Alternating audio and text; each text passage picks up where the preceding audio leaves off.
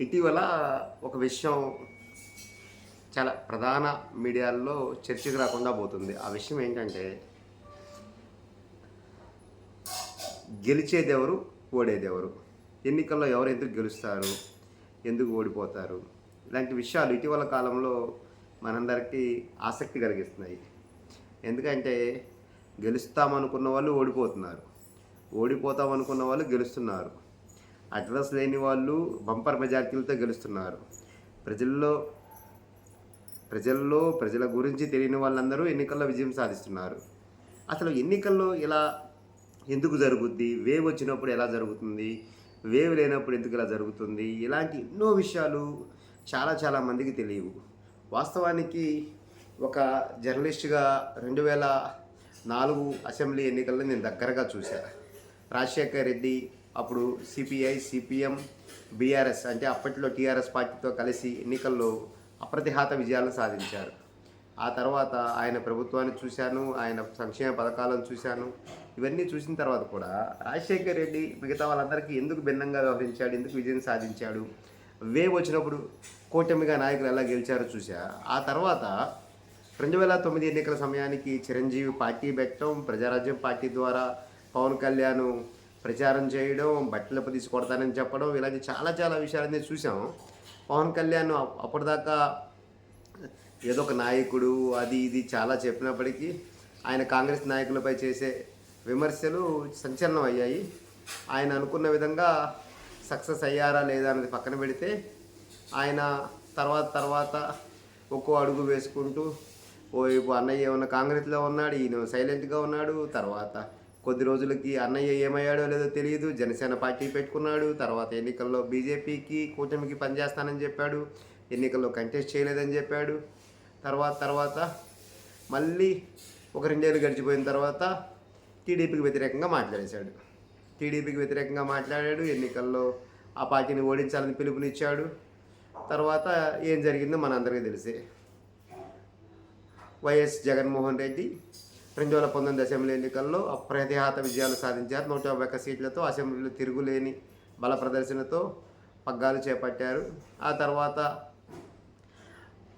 TDP ప్రభావం రోజుకు తగ్గిపోవడం, లోకల్ బాడీ ఎలక్షన్లో టీడీపీ అసలు ఉందా లేదా అనే పరిస్థితి కలగటం, మున్సిపాలిటీల్లో కేవలం ఒకే ఒక మున్సిపాలిటీ గెలుచుకున్న పరిస్థితి, ఇవన్నీ మనం చూసిన తర్వాత జగన్మోహన్ రెడ్డి ఏం చేశారు, సంక్షేమ పథకాలు ఇవన్నీ పక్కన పెడితే జగన్మోహన్ రెడ్డి 2019 హయాంలో కూడా వేవ్ చూశాం. కానీ మరీ గుడ్డెద్దులో చేరుబడినట్టుగా అమాయకంగా గెలిచిన వాళ్ళు చాలా తక్కువ మందినే చూసాం.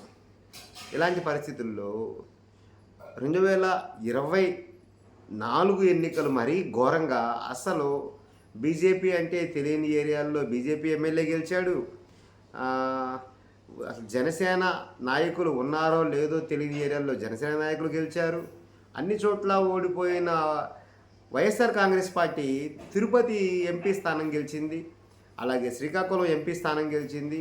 విడ్డూరాలన్నీ జరిగినాయి.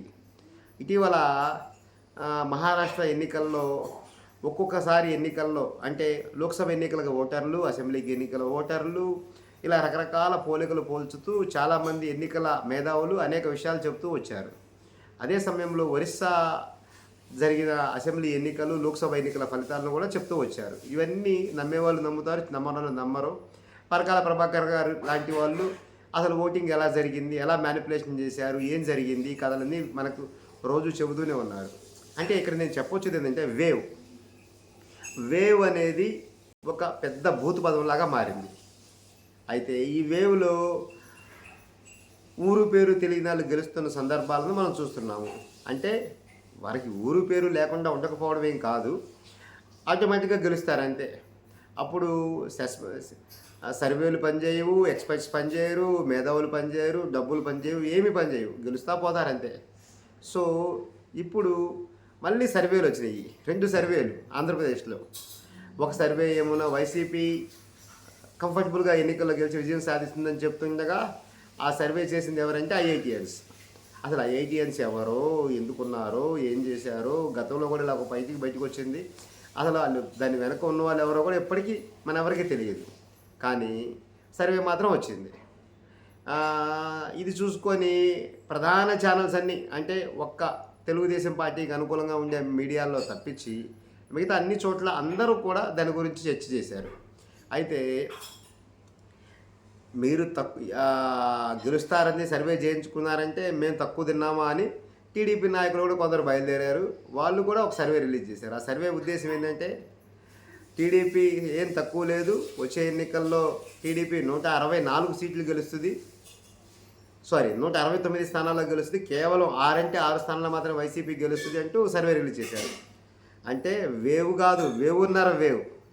వైసీపీ వాళ్ళు ఏమైనా గెలుస్తామన్న రకంగా సర్వే ఇప్పించుకున్నారు, వీళ్ళేమన్నా ఇంకా వేవున్నర వేవ్. మొత్తంగా దేశ రాజకీయాల్లో ఈ మొత్తం పరిణామాలు ఎటు నుంచి ఎటు తీసుకుపోయి ఏం జరుగుతుందన్న ఉత్కంఠ, ఆందోళన, ఆదుర్ద ఉన్న నేపథ్యంలో ఆంధ్రప్రదేశ్ రాజకీయాలు వచ్చే రోజుల్లో ఎలాంటి మలుపులు తీసుకుంటాయి, ఇలాంటి విషయాలపై అందరు జర్నలిస్టులు చెప్పింది ఒక ఎత్తు, నేను చెప్పబోయేది ఒక ఎత్తు. మీకు